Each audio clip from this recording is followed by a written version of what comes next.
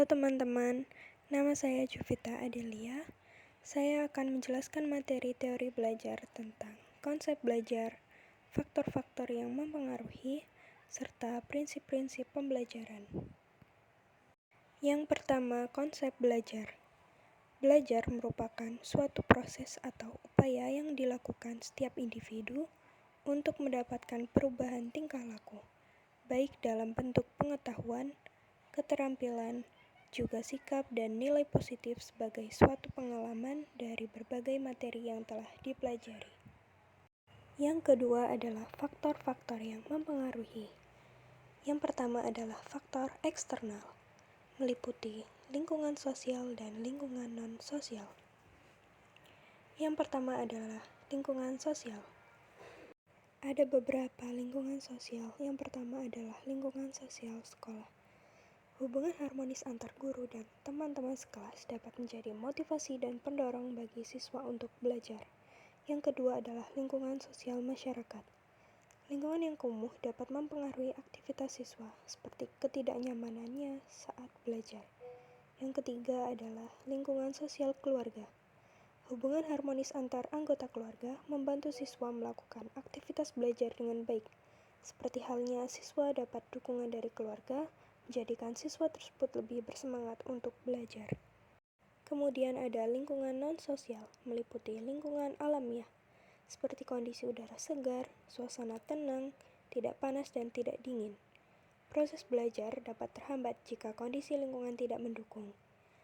Lalu ada faktor instrumental, seperti hardware, contohnya ada gedung, alat belajar, dan fasilitas belajar.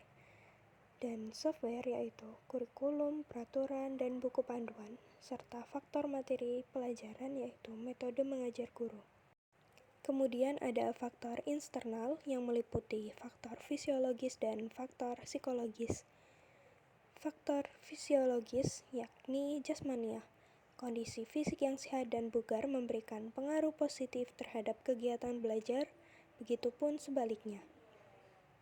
Lalu ada faktor psikologis yakni kecerdasan siswa, menentukan kualitas belajar siswa, motivasi, mendorong melakukan kegiatan pembelajaran, ingatan, kemampuan menyimpan atau mengingat, minat, keinginan yang besar terhadap sesuatu, sikap, kemampuan memberikan penilaian terhadap sesuatu, rasa percaya diri. Jika rasa percaya diri tidak kuat, maka siswa akan menjadi takut belajar dan takut gagal. Yang terakhir, ada cita-cita siswa. Sebagai motivasi, siswa diharapkan berani bereksplorasi sesuai kemampuan dirinya sendiri. Ada pula prinsip-prinsip pembelajaran, yakni yang pertama ada prinsip perhatian dan motivasi. Belajar akan lebih efektif jika siswa memberi perhatian penuh dan memiliki motivasi. Contohnya yaitu, guru memulai pelajaran dengan cerita menarik agar siswa tertarik memperhatikan materi. Yang kedua adalah prinsip transfer dan retensi. Ilmu yang sudah dipelajari bisa dipakai atau ditransfer untuk mempelajari hal-hal baru dan bisa diingat atau retensi dalam jangka waktu yang lama. Contohnya, siswa yang sudah paham perkalian dapat menggunakannya untuk belajar pembagian. Yang ketiga ada prinsip keaktifan. Belajar menuntut keterlibatan aktif, bukan hanya mendengar pasif. Contohnya adalah siswa berdiskusi kelompok untuk memecahkan soal, bukan hanya mendengar ceramah guru. Yang keempat, prinsip keterlibatan langsung. Belajar lebih bermakna jika siswa mengalami langsung, atau learning by doing. Contohnya, dalam pembelajaran IPA, siswa melakukan percobaan sendiri, bukan hanya melihat guru mendemonstrasikan. Yang kelima ada prinsip pengulangan. Materi yang diulang akan lebih mudah diingat. Contohnya, guru memberi latihan soal berkali-kali agar siswa menguasai rumus. Yang keenam ada prinsip tantangan. Belajar lebih baik jika ada tantangan yang mendorong siswa berpikir. Contohnya, guru memberikan soal hot agar siswa tertantang mencari strategi. Yang ketujuh ada prinsip balikan dan penguatan. Belajar lebih efektif jika ada umpan balik atau feedback dan penguatan atau reinforcement. Contohnya, guru memberi komentar positif atau hadiah kecil pada jawaban yang benar. Yang kedelapan ada prinsip perbedaan individual. Setiap siswa itu unik, sehingga strategi belajar harus menyesuaikan karakter mereka.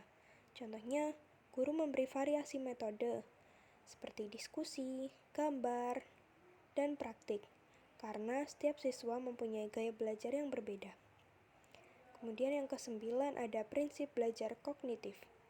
Belajar kognitif berarti siswa menguasai konsep, fakta, teori, dan dapat menggunakannya. Contohnya, siswa mempelajari rumus luas segitiga, lalu menggunakannya untuk menghitung luas tanah. Yang ke-10 ada prinsip belajar afektif. Belajar afektif menekankan pada pembentukan sikap positif dan karakter. Contohnya, siswa menunjukkan rasa hormat dengan mendengarkan guru dan teman berbicara. Kemudian yang terakhir ada prinsip belajar psikomotorik. Belajar psikomotor melatih keterampilan praktik. Contohnya, siswa melakukan percobaan kimia dengan menggunakan alat laboratorium. Baik, cukup sekian yang dapat saya sampaikan, kurang lebihnya mohon maaf. Terima kasih.